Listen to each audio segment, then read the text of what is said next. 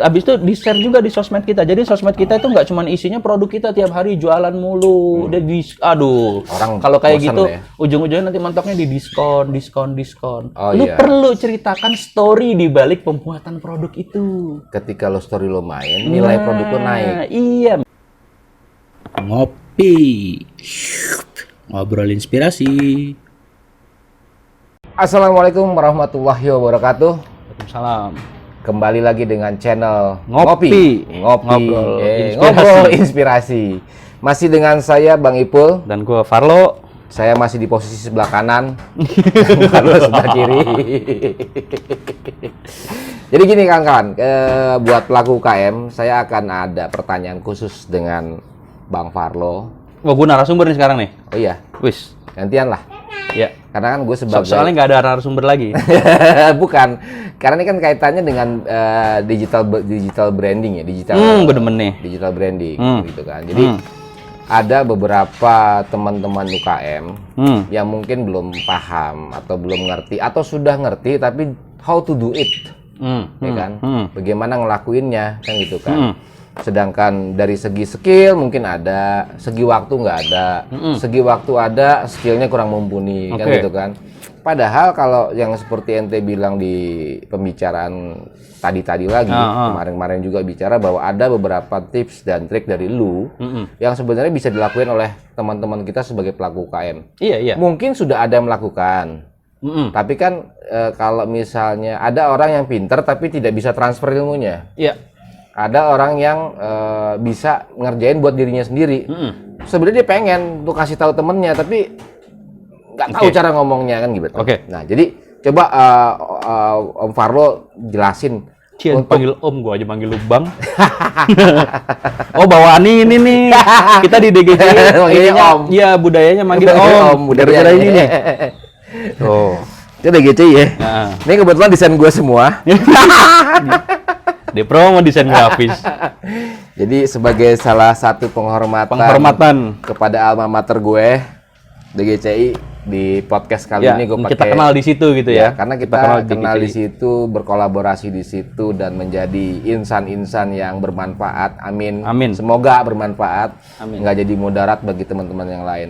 Oke, Bang Farlo, biar bisa menjadi insan yang bermanfaat buat orang-orang lain, karena sebaik-baiknya orang adalah orang yang bermanfaat bagi orang lain.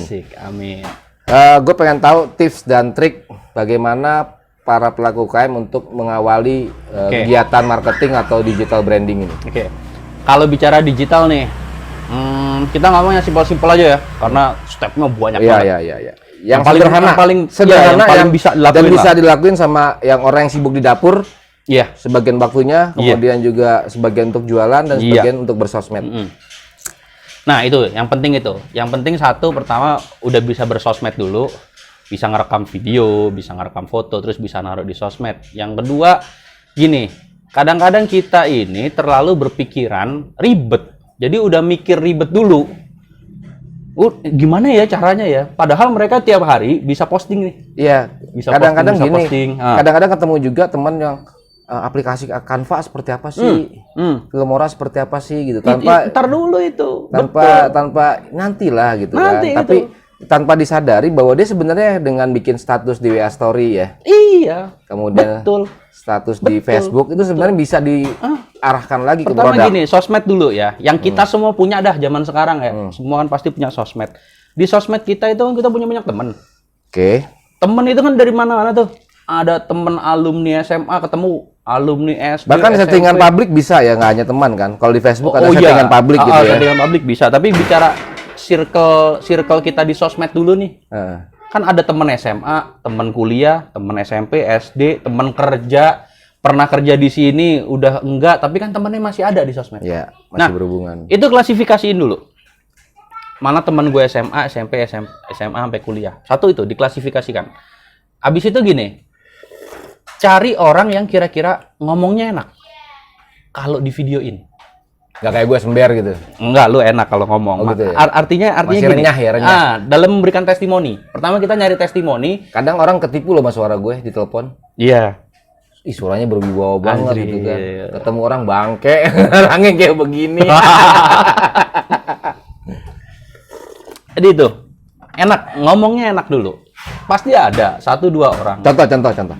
Iya, contohnya misalkan kita di SMA nih ya, teman-teman SMA yang sekiranya tuh kalau ngomong misalkan, ya ini saya habis makan apa misalkan, habis makan mie goreng ini nih, ini tuh rasanya tuh. Perlu nggak sih kita kasih deskripsiin, saya kita kasih tulisan ke teman gitu, bos, tolong dikasih ini ya. Gini, biasanya kan kalau orang jual makanan atau jual baju atau jual apapun ada tester tuh. Nah, jangan sembarangan ngasih tester. Bukan berarti kita nggak mau bagi-bagi ya. Harus, nggak boleh sembarangan memang. Makanya tester itu, iya gitu tadi milihnya. Itu gue sebenarnya kalau masalah tester paling haram loh. Dalam artian, lu kan teman gue. Oke. Gitu kan, gue lagi usaha nih, gitu kan. Dikit-dikit tester. Beli ya kalau gitu lah. Kalau mau bantu temen itu adalah yang membantu temennya usaha dengan membeli produk itu. Benar. Support dengan kasih testimoni yang baik-baik. Benar. Gitu kan. Benar. Gitu. Nah, itu benar. Yang berikutnya gini, kalau memang ada teman kita yang ngomongnya enak, kita memang udah siapin nih tester. Nah, tester itu tuh jangan dikasih ke sembarang orang, segala temen dikasihin. Kasih temen yang memang jago ngomong. Mungkin bisa gue contohin redaksinya kayak gini nih. Hey bro, gue abis dikirimin teh Rosella sama Bang Ipul. Gue belum tahu tuh Rosella seperti apa. Gue kritik awalnya dulu dia siapa hubungannya. Ini gue temen SMA-nya ini nih. Oke. Jadi misalnya kita biar dapat contoh nih ya. Gue temen SMA-nya ini. Bro, gue temennya si Pandu. Pandu itu temen gue SMA sejak dulu. Dan gue nggak tahu tiba-tiba dia sekarang udah punya usaha. Dan dia kirimin salah satu produk ini ke gue. Gue cobain sih. Tadinya gue nggak tahu ini apaan. Ternyata setelah gue coba enak. Kemudian gue baca ada beberapa manfaat ketika kita minum ini. Dan bener bro. Nah, gue rasain bener-bener emang apa yang ditulis sama si Pandu bener. Betul. Kayak gitu ya? Betul, kayak gitu. Nah, klasifikasiin itu. Yang enak ngomongnya. Terus, ya kalau syukur-syukur dia mau beli. Tapi kalau misalkan kita mau kasih tester, ya silakan aja gitu. Kasih dia tester. Tapi dari awal, minta testimoninya di videoin. Soalnya kalau texting WA doang bisa manipulatif ya? Iya, orang nggak percaya. Bisa orang mikirnya gini, alah, testimoni WA bisa diedit kali, banyak aplikasinya. Dari anaknya juga bisa gitu kan? Kasih nama beda. Kasih nama gitu beda. Jadi video itu paling keren. Lebih faktual? Iya, lebih apa ya, lebih dipercaya lah. Jadi itu, diklasifikasiin tadi, SMA, kuliah ini. Jadi satu buat temen SMA yang enak ngomong, satu temen kuliah yang enak ngomong, satu temen kerja yang ngomong. Terus habis itu ngomong kayak tadi, perkenalannya bahwa dia adalah teman SMA kita, ini gini. Kenapa? Nah, kenapa gini? Kenapa harus diklasifikasiin, kenapa harus digituin? Jadi gini, di sosmed kita kan banyak temen dari SMA tadi itu tuh. Nah, biar audiensnya tahu, si Pandu yang temen kelas 1C tuh gitu ya. Si audiens jadi paham, si Pandu yang anaknya ngehe banget tuh waktu sekolah. Gitu ya. Itu. Jadi dua. Nah, itu bisa gue tambahin gini. Yang enak ngomongnya atau yang banyak temennya di sosmed. Kasihin tuh tester tuh. I see. Kasihin tuh tester. Pantesan di Facebook gue tuh banyak banyak invite ya pertemanan yang gue nggak kenal sebenarnya, tapi ternyata setelah gue cek profilnya dia jualan gitu. Dia jualan. Karena dia akan masuk ke beranda gue sebenarnya dia. Iya, tapi itu cara keras lah, cara maksudnya hard selling banget ya. Iya, hard selling banget gitu. Tapi ini kita gini kan. Kita tuh kadang melupakan circle kita gitu loh. Kita langsung ujuk-ujuk punya produk itu, gimana caranya produk ini boom. Facebook Ads. Wah, Facebook Ads langsung ikut pelatihan 300.000 trading 300.000. Taruh deposit. Itu ntar dulu. Kita tuh di sosmed punya banyak temen. Itu dulu diklasifikasiin temen SMA, temen ini. Atau pada saat temen datang ke rumah gitu ya. Ya bisa, tapi enak nggak ngomongnya. Kecuali mau beli ya, kalau mau beli. Nggak, misalkan datang ke rumah, memang nggak sengaja dia bertamu gitu kan. Ya, kangen lah pengen ketemu. Tiba-tiba, bro, sekalian dong testimoni ya bisa. Itu bisa ya. Hal yang sebenarnya insidensial itu bisa kita ambil peluang itu ya. Bisa. Tapi tentu dipikirkan konsepnya, yaitu tadi kenapa harus yang enak ngomongnya. Biar teman-teman SMA yang lain terinfluence. Berarti kita pilih-pilih karakter orang ya? Pilih. Jangan tadi temen SMA yang dimusuhin gitu. Iya, jangan. Maksudnya kalau ngomongnya enak gini, artinya gini. Itu dulu zaman SMA-nya cukup populer lah. Ngomongnya juga enak. Kan lu kan cukup populer ada 2. Biar yang komen banyak. Berarti butuh yang negatif juga. Biar kontroversial. Iya, kalau yang negatif ntar dulu. Itu nanti negatif dalam artian apa nih? Negatif Ya, ke produk, bukan. Oh, orangnya. Kelakuan dia di waktu zaman sekolah. Nggak masalah, yang penting enak ngomongnya. Orang nakal zaman SMA-nya itu rata-rata bisa jadi sukses. Emang kata bokap gue sih gitu. Kalau mau jadi preman sekalian. Jadi orang alim sekalian. Iya. Kalau jadi tengah-tengah lo nggak jadi apa-apa. Justru bagus juga karena nanti akan jadi cerita. Nggak apa-apa di komennya nanti, wah si ini nih, si Ipul yang dulu tukang bolos manjat pagar segala macem. Itu jadi cerita. Jadi gini. Malah makin banyak komentar ya situ. Algoritma sosmed. Engagement itu namanya. Engagement tuh banyak yang like, banyak yang share, atau banyak yang komen. Itu akan naikin postingan ke atas terus di beranda orang-orang. Jadi kalau yang komen banyak di situ, entah tentang nongol lagi. Kalau berteman sama kita gitu ya. Betul. Jadi diklasifikasiin tadi tujuannya untuk kita nembak audiens di kalangan teman SMA kita, SMP kita, teman kuliah kita. Iya, karena kadang kalau kita ikut berkomentar, ketika ada komentar-komentar yang lain, notifnya masuk lagi. Kayak branding awareness jadi. Percaya nggak gini, Bang? Nah, kita komunitas di GC ini. Lu misalkan punya produk, contoh yang paling real gitu, produknya adalah kopi. Ya. Terus yang ngasih testimoni itu temen SMA lu. Kira-kira yang teman-teman di GCI peduli nggak sama postingan lu itu? Kurang. Tapi kalau anak DGCI juga, anak komunitas juga yang ngasih testimoni. Contoh Ari Sastro misalnya. Ari Sastro. Spesial. Ayo tinggi. Toko kontroversial itu kayak gitu-gitu modelnya ya. Ucok. Om Ucok. Wow, pimpinan malah ketua. Itu. Jadi ketika teman-teman kita di sosmed itu merasa terkait dengan postingan, merasa terkait itu kan orangnya kita tahu, kita kenal personalnya tahu. Nah, itu orang akan komen, bisa jadi terus nyobain. Dia ngecengin juga bisa. Bisa, nggak masalah. Jadi ada daya tarik untuk komentar atau like ya. Betul, Bang. Itu kan lu rasain. Iya kan? Banget. Lu rasain di warung ngopi Bang Ipul. Apalagi kalau Ari Sastro mention ke gue. Apalagi. Udah rame itu. Bir Jawa misalkan. Nah, itu. Jadi klasifikasiin teman-teman kita yang ada di sosmed. Terus minta mereka salah satu yang enak ngomongnya kasih tester, atau misalnya mereka mau beli, alhamdulillah mau beli, habis itu minta dibuatin video. Tapi kita tulisin ininya nih, pertama perkenalkan dulu dia siapa, hubungannya apa, redaksinya lah dibikinin lah ya. Dikit-dikit aja, yang penting yang lainnya biar intinya aja gitu. Habis itu dia nge-share. Nah, share-nya nih share-nya ada ilmunya juga.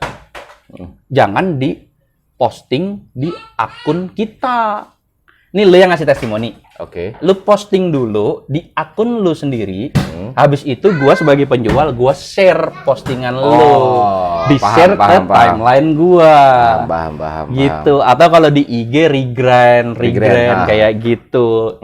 Taruh di story. Kalau di Twitter di retweet ya. Betul. Biar apa? Biar orang juga nggak ngelihatnya, ya ini mah emang disuruh ngasih testimoni.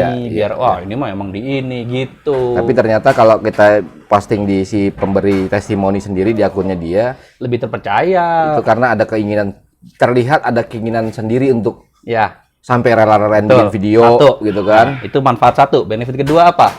Jadi ada double engagement. Di postingan lu orang komen, akun like, si pemberi testimoni. Nah, di dan gue si yang si punya produk. Akan orang ngomenin juga. Ngomenin, dan paling nggak gini, mau nyobain. Karena yang ngomong, karena gini loh, sering kali kita nggak tahu bahwa teman kita tuh, ternyata bisnis ini, ternyata bisnis ini. Karena apa? Karena nggak ada yang mewakili yang udah nyoba di kalangan kita. Di kalangan teman-teman SMA, di kalangan teman-teman SMP. Itu dulu aja. Insya Allah ya, itu lu coba lakuin. Insya Allah itu setidaknya naik omset, dan ini awareness setidaknya nyebar. Jadi kemana-mana tuh. Itu tip pertama tuh gitu. Pertama video paling sederhana gitu. Kedua. Yang kedua bicara marketplace ya. Kalau misalkan marketplace kayak Tokopedia itu apa segala macam. Nah, itu kalau lu bisa posting status atau posting di sosmed, ya lu posting di Tokopedia, di marketplace tuh harusnya bisa lah. Karena kalau dijelasin ke sini bakalan panjang, mendingan cari di Google banyak. Cerita gini, kan gue punya marketplace komunitas gue UKM Maju Berdaya. Bagaimana gue bisa menotis atau mengkondisikan akun gue bisa dikunjungin sama teman-teman di Facebook atau teman-teman di IG gitu. Nah, gitu. saat tadi abis ngepost, terus di situ kita penjual komen pertama, makasih Kak testimoninya, atau makasih bro, bahasanya Ya, yang bahasa yang enak biasa aja ya. biasa lu manggil temen lu apa gitu, itulah gitu. Bro, thank you udah nyobain ini segala macem gitu. Nggak apa-apa. Ya, nih anaknya Bang Ipul ceritanya mau masuk. Ya sini. Nggak apa-apa. Nah, terus. Nah, abis di komen di situ dicantumin nomor WA sama Tokopedia-nya, sama ID-nya. Buat yang lain yang mau ini bisa nih nyobain beli di sini, nyobain beli di situ gitu. Nah, begitu terus ada yang komen pasti kan ada yang pengen nyobain nih. Ada yang pengen beli juga gitu ya. Iya. Nah, ketika dia mau mesen lewat WA, kita arahin, belinya di Tokopedia aja. Belinya di Shopee kita arahkan aja. ke marketplace kita. Arahkan ke marketplace, biar testimoni dan reviewnya masuk ke sana. Iya. Terus kita minta tolong reviewnya pakai foto atau pakai video. Itu taruh di situ nanti. Hal sederhana ya sebenarnya. Simple. Yang sederhana. Simple. Dan kita benar-benar bukan manfaatin sih, itu mau wajar-wajar aja teman bantu teman dalam hal kayak begitu. Jadi ininya kita dulu, jangan nggak usah mikir ribet dulu ke ads segala macem. Itu dari circle kita aja itu bisa nyebar kemana-mana. Betul. Jadi itu. Terus yang ketiga itu jangan lupakan YouTube. YouTube itu untuk salah satu ajang personal branding.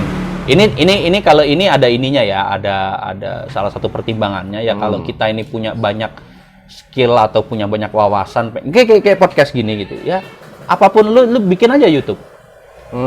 Tapi nggak usah ngebrand banget dengan produk lu. Iya. Entah lu ngomongin tips-tips memasak di situ atau gimana atau. Iya kayak kemarin podcast gue di teras Bang Ipul tuh hancur juga sih emang sebenarnya.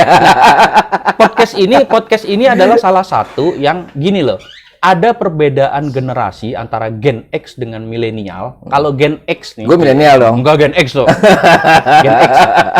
Karena gini, ini kita pelajarin antara Bang Ipul sama gue ya. Belum ini. Gen X milenial nih. Nih ya, podcast ini ya. Kalau nggak gue kejar-kejar terus, ini mungkin seminggu cuman ada 1 video. Iya. Bener nggak? Benar. Itu bedanya. Jadi gini, Gen X sama milenial itu bedanya adalah Gen X itu gini, keluar sering bicara sesuatu yang berisi sebenarnya daging, tapi hanya sekedar jadi obrolan. Milenial itu seneng nge-share. Kalau Gen X tidak terpaku sama recording ya dia. Satu, tidak terpaku sama recording, sama ya. Kedua, kalau mau bikin sesuatu apa-apa harus perfect dulu. Bener, memang ya, itu gue rasain. Dan ada terobosan di rumah gue ketika anak gue itu si generasi milenial. Iya. Ngapain ribet pakai Premiere dia bilang. Pakai Filmora aja. Filmora. Filmora kan juga beli le. Ada kok banyak. Podcast ini pakai apa? Filmora. Kameranya handphone. HP. Iya, HP. Pakai handphone. Gua ada kamera profesional tapi buat kerjaan lagi dipakai. Pada saat si anak gue lulus hatam Al-Quran kan berjanji beliin handphone. Redmi 9 Note. Kreatif aja dia. Speknya gimana gini-gini ya. Kemudian minta ini, minta itu, minta apa sih namanya? Clip on segala macam gitu kan. Terus gue pikir, emang editnya gimana? Ada Filmora. Loh, Filmora kan ada markingnya. Ada yang jual rekannya. Iya. Sekreatif itu gitu loh. Simple. Iya. Simple. Bahkan penting jadi dulu. Kalau lu lihat YouTube anak gue tuh, ya elah.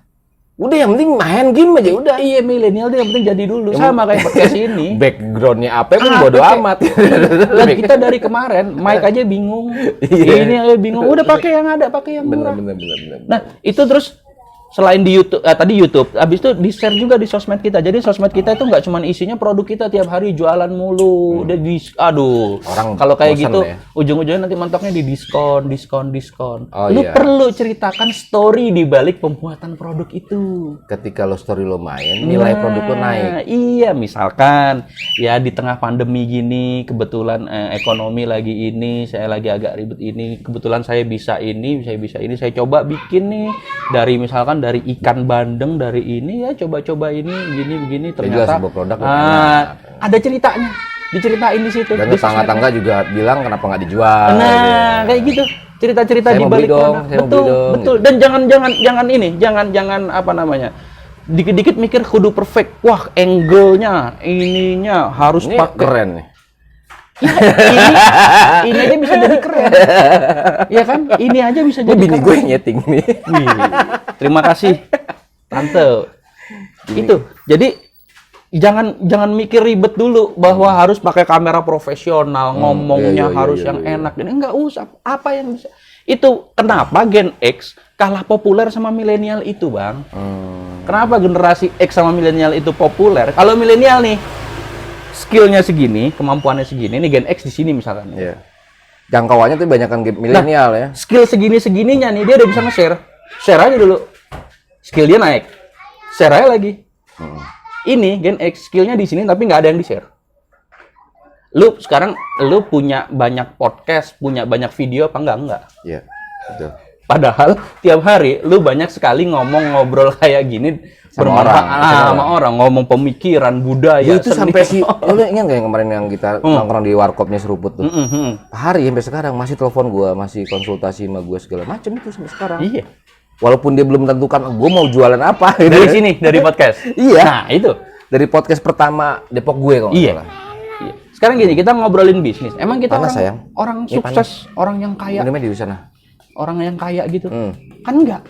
Iya. Tapi kan kita ngobrolin ini kan hampir tiap kali ketemu kita ngobrol sesuatu yang bermanfaat. Iya. Bedanya cuma ini di-share. Betul. Kalau nggak di-share udah nggak jadi apa-apa, sekedar jadi obrolan tongkrongan warung kopi aja. Iya. Nah, itu ada Sama story. seperti sebuah produk ya, share aja. Mau belum labelnya belum ada gitu kan. Iya. Mau labelnya berantakan, mau fotonya belum dikasih bun-bun gitu ya. Teknik-teknik ini kan ada kan tuh. Iya. Karena apa? Karena gini, story atau cerita kita di balik sesuatu atau pemikiran kita, itu jangan-jangan itulah yang bisa membuat produk kita akhirnya dibeli. Benar. Jangan-jangan gara-gara story itu. Gara-gara hal-hal yang sebenarnya remeh-temeh receh gitu ya. Iya, kayak nggak perlu diceritain lah, ini lo ceritain aja. Receh padahal. Iya. Misalkan temen lagi studi ke Jepang, kita bawain, tolong dong fotoin di Tokyo gitu. jadi Ada seseorang ya gue bilang dia UKM, dia punya brand makanan anak bayi, makanan anak balita. Jadi dia homemade. Dia jualannya makanan biasa keripik. Oke. Jualannya itu ya. Nah, tapi terus curhat-curhatan sama bini gua bahwa dia memberikan empati buat anaknya itu dia bikin sendiri. Dia ngeramu sendiri terus anaknya terus doyan banget gitu. Doyan. Terus dicobain ke tetangga ternyata doyan banget ya segala macem. Gue minta dia itu bisa di-share nggak? Dia pertanyaannya gini, apa hubungannya kan gue jual keripik? Share aja coba. Iya. Begitu di-share, resepnya dia memberikan empati itu yang katanya enak dari tetangga-tangganya. Orang-orang malah pengen beli empatinya itu daripada keripiknya. Keripiknya. Akhirnya dibikin tuh kan. Kita kadang-kadang jangan produk oriented karena gini. Kita nggak pernah tahu Tuhan ngasih jalannya di mana. Cobain semua jalan.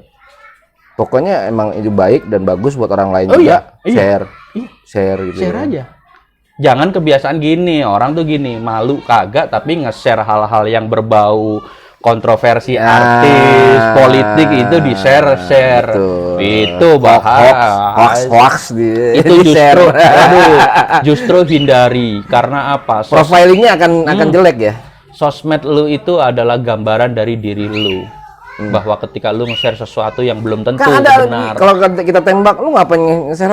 Gue cuman share doang kok. Cuman share doang. Terus share itu bertanggung jawab. Share itu harus bertanggung jawab. Tapi di dunia media media sosial, dunia maya itu nggak bisa lepas dari tanggung jawab. Ya, makanya karena dengan men-share itu lo akan turut membentuk opini publik. Iya kalau itu baik. Nah, Kalau itu enggak, kalau itu jelek. itu. Jadi hati-hati di situ. Nah, udah, itu tips itu dulu. Dua Beneran? nih. Tipsnya dua nih berarti ya. Ada 3 tadi. Atau lagi apa? Yang 3 story tadi. Oh, storytelling. Iya. Kasih cerita di balik. Meskipun cerita nggak ada hubungannya nih sama produknya nih. Ceritanya karena motifnya ekonomi. Contoh misalnya gue contohin nih. Misalnya Gue ke rumah mertua gue di Jawa, gitu Oke. kan. Ternyata di halaman rumah belakangnya itu pohon rosella banyak. Pohon rosella, oke. Oke, kemudian kata mertua gue ya itu ibu suka minum di situ, dia ambil keringin minum gitu kan. Nah, kita coba kan, ternyata enak. Gitu. Kenapa nggak dijual kan gitu? Akhirnya kita jual kayak gitu ya, cerita-cerita kayak gitu ya. Iya, di-share aja. Dan ternyata kita googling manfaat teh rosella kan ada dua tuh, ada yang merah sama ungu gitu kan. Sama-sama bermanfaat buat kesehatan kan gitu. Nah, itu kan ibu mertua tuh. Nah. Ibu mertua kan mungkin males lah, susah lah Itu kan ceritanya cerita gue. Iya, tapi kan ibu mertua lu. Terus ente yang nyeritain, bantu nyeritain. Storytelling gitu. Ini gue di rumah mertua gue baru kali ini nemu buah yang kayak gini. Ini harganya udah mahal di luaran ini dan ini juga udah susah didapat gitu. Terus lu buka, wah gila ini enak banget ini kayak gini nih. Ih, ini ada banyak di sini nih. Gue jadi kepikiran sesuatu nih. Ini bagus juga ini untuk dijual. Dulu kalau mau nyobain nanti datang deh ke rumah gue. Gue kasih oleh-oleh. Atau kalau mau gue jual segini nih sekilo gitu ya. Ya, atau langsung ngomong di situ jual. Langsung selling aja gitu. Iya, langsung selling aja. Tapi kan ada story-nya. Ya. Lu bukan sekedar jual buah rosella. Iya. Bunga. Brandingnya adalah jadi lu jual bunga rosella yang ada di belakang halaman rumah mertua lu di kota apa? Solo. Di kota Solo. Itu jadi sebuah paket branding. Oh, dia tehnya dari Solo loh, Bro, gitu ya. Nah. Bisa jadi cerita lagi dan bisa Itu. jadi bahan iklan untuk produk ya. Itu karena orang menarik, merasa ada story-nya, merasa bahwa gue cuman bukan sekedar beli bunga rosella atau teh ya itu udah jadi teh gitu. Gue juga Iya, kadang kalau gue lihat ada tuh si temen gue tuh Aleka Roti kalau nggak salah ya. Aleka Roti di UKM Depok juga. Orang-orang kan kalau story WA-nya kan dia bagus-bagus ya. story WA tapi Enggak terlalu. Oke. Dia story WA-nya bagus-bagus. Tapi dia itu orang keren. Dia story WA-nya kue yang gagal dibikin. Nah. Oh, itu adalah itu bisa. sebuah Betul. Pembeda. Gitu. Gue rasa nih orang belajar juga nih kayak Iya. Si Mas Aleka Roti. Gue pikir dia jualan kue itu terus yang jelek malah enggak, jadi yang bagus jadi juga story itu. Iya. Jelek di storyin. Gitu. Oh, ini gue gagal bahkan nggak cuman bantet dia bilang. Tapi susunan pelanginya juga salah nih gue. Terus jadi dia menceritakan kegagalan dia. Kegagalan itu setelah itu ada lagi foto yang cantik banget. Nah, yang tadi gagal itu bisa tuh kan belakangnya ditambahin. Yang ini sih kagak akan dijual nih, biarin aja lah, mendingan buat makan bareng-bareng segala macam. Jadi artinya ada menimbulkan kesan bahwa dia tidak sembarangan menjual produknya. Produknya benar-benar perfect banget yang dia jual. Iya. Makanya gue kadang sering lihat status status teman UKM tuh yang unik-unik yang sebenarnya kalau orang lain mungkin ngelihatnya hanya ngelihat aja gitu. Tapi kalau gue cerna. Cerna, oh ini kayak gini. Nah, ingetin mereka juga kalau lu cuma lihat itu di status WA, coba cek FB atau IG mereka. Di-share nggak? Kalau nggak di-share, ingetin share. Oke. Share di situ juga. Kalau di WA kan hanya kontak kita. Iya. Share di FB, share di WA. Betul. Jadi itu bisa jadi bahan yang bisa dipublish. Merasa dekat. Orang itu senang di-engage. Bahkan jadi cerita lucu-lucu gitu ya. Iya. Lalu gimana bikin rotinya begitu Mas gitu kan? Iya. Ada tanya jawab di situ. Akhirnya gue salah ini gitu kan. Ada edukasinya juga di situ ya. Betul. Jadi apa yang menarik dari diri kita juga kita share. Explore dan share. Supaya orang itu jadi gini, orang itu ngelihat brand itu adalah kita. Oh, Kopi Tugu, inget Bang Ipul, inget dia nge-share ini, inget orangnya bagaimana. Dan temen gue tuh si Aleka Roti udah nge-branding banget di otak gue.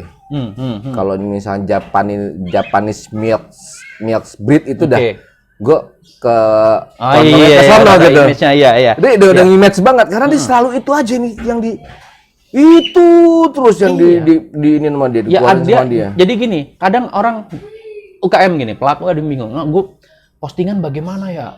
Apa harus ngasih tips-tips ini, tips-tips itu? Enggak semua harus itu tips-tips next lah ya, next ya. Iya, tips-tips itu jadi yang lebih seru storytellingnya ya.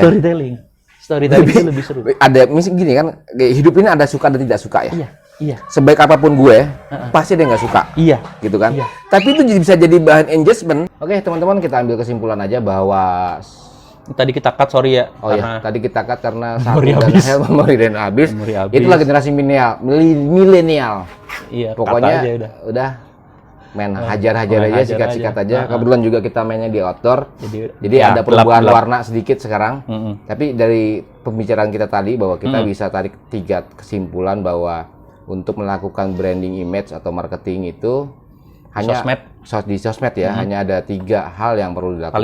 Paling simple. Awalnya. Video, kemudian lingkungan atau Pertama tadi mengklasifikasi orang-orang, terus kasih tester. ya itu kan ke video kan, Iya, betul, divideokan. videokan, kemudian siapa yang target audiens videonya, lingkungan sekitar, teman SMA segala macam. Iya, tadi. Kemudian storytelling juga jangan lupa. Iya, Yang storytelling kita. yang lucu-lucu, yang keren-keren. Personal branding. Personal brandingnya Personal akan brandingnya. nyangkut di situ. Oke, sampai di sini dulu. Cip, thank you. Assalamualaikum warahmatullahi Waalaikumsalam wabarakatuh. Sampai jumpa di konten berikutnya, masih di Ngopi, Ngobrol, Ngobrol inspirasi Inspirasi. bersama Bang Ipul. dan gue Farlo. Thank you semua.